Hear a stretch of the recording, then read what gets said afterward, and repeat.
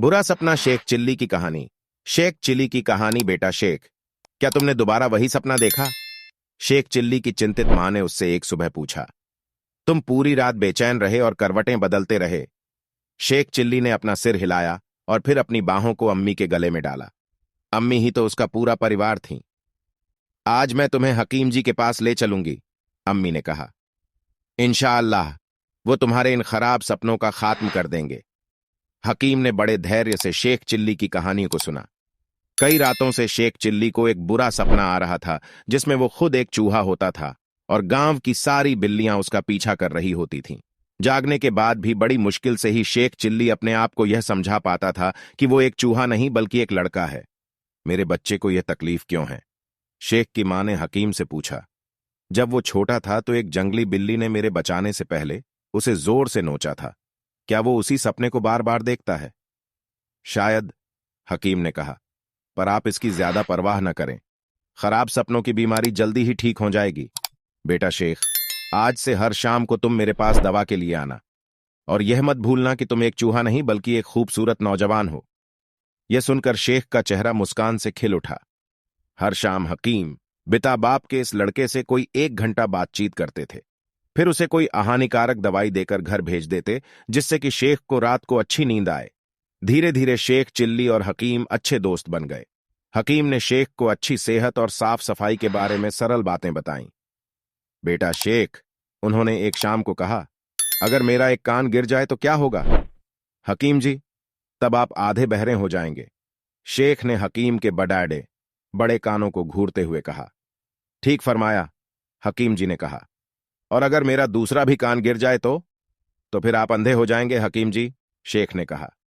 अंधा? घबराए हुए हकीम जी ने पूछा। हां, शेखर ने उत्तर दिया। अगर आपके कान नहीं होंगे तो फिर क्या आपका चश्मा नहीं गिरेगा? हकीम जी यह सुनकर ठाका मारकर हंसे। तुम ठीक कहते हो शेख बेटा, उन्होंने कहा। इसके बारे में तो मैंने कभी सोचा ही नहीं था। धीरे धीरे शेख के खराब सपने बंद हो गए कि वो एक चूहा है। इस बात को सपने में उसने कल्पना करनी बंद कर दी। एक दिन हकीम का एक पुराना दोस्त उनसे मिलने के लिए आया। शेख से बाजार से कुछ गर्म जलेबियां लाने के लिए कहा गया। वो बस निकल ही रहा था कि उसे कुछ फीट की दूरी पर एक बड़ी बिल्ली दिखाई दी। हकीम जी, मुझे बचाइए। शेख हकीम जी के पीछे छिपकर गिड़गिड़ाया। मेरे बेटे, अब तुम चूहा नहीं हो। क्या तुम्हें यह पता नहीं है? मुझे अच्छी तरह पता है हकीम जी। शेख को अभी भी डर लग रहा था। पर क्या बिल्ली को यह बात किसी ने बताई है?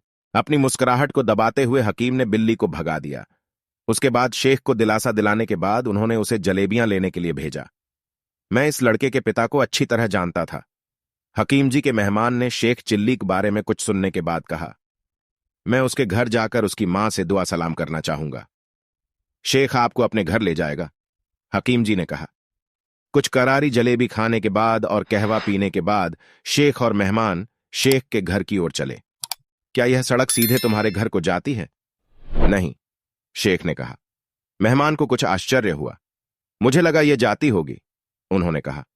नहीं, यह सड़क मेरे घर ना हो जाती है, शेख ने कहा। फिर वो कहां जाती है? मेहमान ने पूछा। वो कहीं भी ना हो जाती है, शेख ने शांत भाव में उत्तर दिया। मेहमान उसकी ओर घूरने लगा। बेटा, इससे तुम्हारा क्या मतलब है? जनाब, शेख ने शांति से कहा, सड़क भला कैसे जा सकती है? उसके पैर तो होते नहीं है। सड़क तो एक बेजान चीज है। वो जहां पर है वहीं पड़ी रहती है। परंतु हम इस सड़क से मेरे घर तक जा सकते हैं। आपकी मेहमान नवाजी करके मुझे और अम्मी को बहुत खुशी होगी। शेख की निष्कपटता से उस उम्र दराज इंसान का दिल पसीज गया। कुछ सालों बाद शेख चिल्ली उसका दामाद बना।